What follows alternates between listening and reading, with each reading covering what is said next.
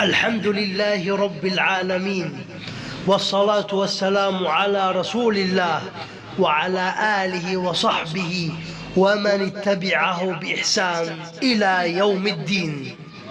أما بعد، وها نحن نتخيل مرة أخرى أننا نسير في شوارع المدينة المنورة التي لظلام صار فيها النبي صلى الله عليه وسلم وأصحابه، ولظلام تشرفت تلك البقعة المباركة بوجودهم.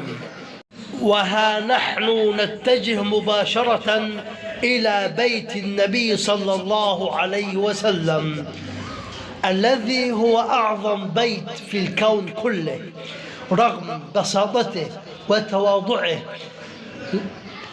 لنسعد برؤية النبي صلى الله عليه وسلم ونستأنس بمجالسته، وترتوي قلوبنا بكلامه العذب الطيب. فلما طرقنا الباب فتح لنا النبي صلى الله عليه وسلم وأذن لنا بالدخول. فلما دخلنا وجدنا النبي صلى الله عليه وسلم يبكي بكاء شديدا. فيا ترى ما الذي حدث؟ لقد مات ابنه إبراهيم عليه السلام، فما كان من النبي صلى الله عليه وسلم إلا أن قال لأصحابه: إن العين لتدمع وإن القلب ليحزن، ولا نقول إلا ما يرضي ربنا، وإنا بفراقك يا إبراهيم لمحزونون. فتعالوا بنا لنتعايش بقلوبنا وأرواحنا مع تلك المواقف التي بكى فيها النبي صلى الله عليه وسلم. قال الله تعالى: لقد كان لكم في رسول الله أسوة حسنة لمن كان يرجو الله واليوم الآخر وذكر الله كثيرا. فلم تكتمل الأسوة والقدوة إلا في النبي صلى الله عليه وسلم. لقد عاش النبي صلى الله عليه وسلم كل المراحل والأحوال التي يمكن أن يمر بها أي مسلم على وجه الأرض.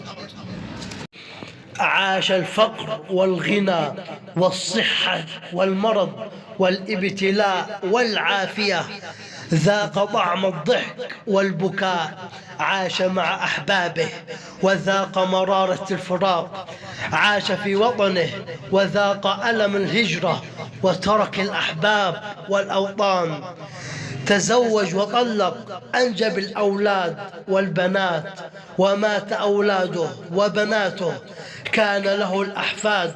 وهكذا عاش النبي صلى الله عليه وسلم كل الأحوال حتى تكتمل فيه الأسوة والقدوة، وحتى ينظر المسلم إلى حاله ويعلم أن النبي صلى الله عليه وسلم عاش نفس الحالة، فيتعلم كيف كان النبي صلى الله عليه وسلم يتعامل مع هذا الواقع الذي يعيشه.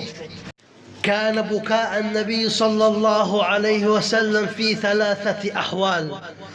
ولقد كان بكاء النبي صلى الله عليه وسلم في 3 أحوال: عند موت الأحباب، عند هجر الأوطان، بكاؤه من خشية الله جل وعلا.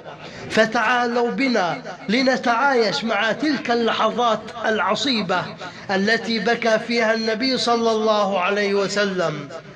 أولا، بكاؤه عند فراق الأحباب. ولد النبي صلى الله عليه وسلم يتيما، فقد مات أبوه وهو حمل في بطن أمه، فإنه لما حملت به أمه خرج أبوه بعد فترة يسيرة من الحمل ليبحث عن لقمة العيش.